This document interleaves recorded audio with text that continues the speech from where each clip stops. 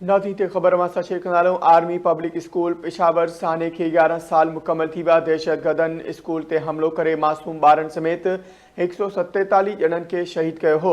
वज़ीर आज़म शहबाज शरीफ तरफ़ां साहने जे शहीदनि खे भेटा पेश। साहनियो क़ौम लाइ आज़माइश हो। वज़ीर आज़म शहबाज शरीफ पारां इहो चयो वियो आहे। मुल्क में दहशतगर्दी जो ख़ात्मो ई साने जो हक़ीक़ी अज़ालो आहे। एक बार ॿीहर नाज़रीन या ख़बर मां शेयर कंदा आर्मी पब्लिक स्कूल पेशावर साने के 11 साल मुकम्मल थी विया आहिनि। दहशतगर्दनि स्कूल ते हमलो करे मासूम ॿारनि समेत 147 ॼणनि खे शहीद कयो हो। वज़ीर आज़म शहबाज शरीफ तरफ़ां साने जे शहीदनि खे भेटा पेश कई वई आहे। सानियो क़ौम लाइ आज़माइश हो। वज़ीर आज़म शहबाज शरीफ जो चवणु आहे त मुल्क में दहशतगर्दी जो ख़ात्मो साने जो हक़ीक़ी अज़ालो आहे।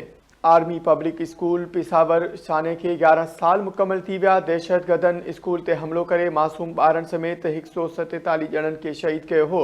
वज़ीर आज़म शहबाज शरीफ तरफ़ां साने जे शहीदनि खे भेटा पेश कई वई। सानियो क़ौम लाइ आज़माइश हो। वज़ीर आज़म शहबाज शरीफ जो चवणु आहे त मुल्क में दहशतगर्दी जो ख़ात्मो ई साने जो हक़ीक़ी अज़ालो आहे।